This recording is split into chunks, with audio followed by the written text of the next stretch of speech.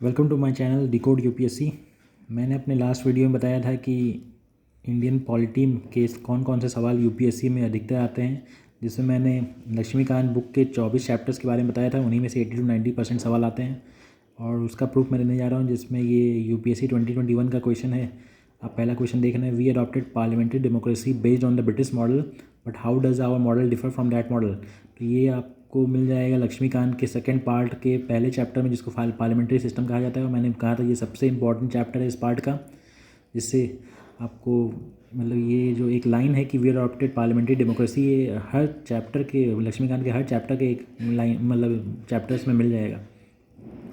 तो इसमें ये डायरेक्ट सवाल है, एक टॉपिक है उस चैप्टर में, how our parliamentary system differ from British model. तो ये मैंने कहा था बहुत इंपॉर्टेंट चैप्टर है, ये आपको पढ़ना, इसका बेसिक आपको हमेशा याद रहना पड़ेगा। अगला आप देख रहे हैं मॉन्टेग्यू चेम्सफोर्ड रिफॉर्म 1919, जिसको गवर्नमेंट ऑफ इंडिया एक्ट 1990 भी कहा जाता है। और अगला स्टेटमेंट, सेकंड स्टेटमेंट जो है गवर्नमेंट ऑफ इंडिया एक्ट 1935, जिसको ब्लूप्रिंट ऑफ इंडियन कॉन्स्टिट्यूशन भी कहा जाता है। तो ये जो है पहले ही चैप्टर है, जो पहला पार्ट का पहला चैप्टर है लक्ष्मीकांत का, हिस्टोरिकल बैकग्राउंड। उससे भी ऑल्टरनेट ईयर में हर सवाल आते हैं ऑल्टरनेट ईयर में। फिर अगला आप देख रहे हैं हमारे कॉन्स्टिट्यूशन इंडियन पॉलिटी का फेडरल कैरेक्टर क्या है। तो ये मैंने आपको ये भी बताया था कि ये भी बहुत इंपॉर्टेंट चैप्टर है। जो सेकंड पार्ट लक्ष्मीकांत का, उसका भी सेकंड चैप्टर जो है फेडरल फीचर्स क्या है हमारे ये कॉन्स्टिट्यूशन के, इसका भी आपको बेसिक कॉन्सेप्ट क्लियर होना चाहिए। फिर ये जो सवाल है ये देख रहे हैं सुप्रीम कोर्ट से रिलेटेड है। तो मैंने आपको बताया था कि जो लक्ष्मीकांत का थर्ड पार्ट है उसमें मैं बहुत सारे सब चैप्टर्स हैं, लेकिन सिर्फ 3 ही चैप्टर्स इम्पॉर्टेंट है, जो कि एक प्रेसिडेंट, फिर पार्लियामेंट और अगला सुप्रीम कोर्ट। इन्हीं में से सवाल अधिकतर आते हैं। तो ये सुप्रीम कोर्ट से सवाल है।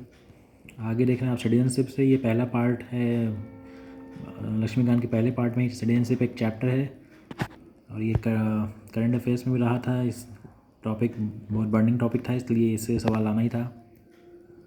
आप अगला जो देख रहे हैं राइट टू प्राइवेसी, कौन से आर्टिकल ऑफ द कॉन्स्टिट्यूशन से प्रोटेक्ट होता है। तो ये फंडामेंटल राइट से रिलेटेड है। तो ये जो पहला पार्ट है लक्ष्मीकांत का, उसका फंडामेंटल राइट्स जो चैप्टर है वो बहुत ही इंपॉर्टेंट चैप्टर है। उससे 2-3 सवाल अधिकतर हमेशा आते हैं। ये जो अगला सवाल भारत रत्न और पद्मा अवार्ड्स, ये भी फंडामेंटल राइट से रिलेटेड है कि क्या इसमें पूछा गया था ये क्या टाइटल्स होते हैं आर्टिकल 18 में, ये भी फंडामेंटल राइट्स में आएंगे। आगे देख रहे हैं आप एग्जैक्ट कॉन्स्टिट्यूशनल स्टेटस क्या था इंडिया का 26 जनवरी 1950 को। तो ये इसका आंसर था सॉवरेन डेमोक्रेटिक रिपब्लिक।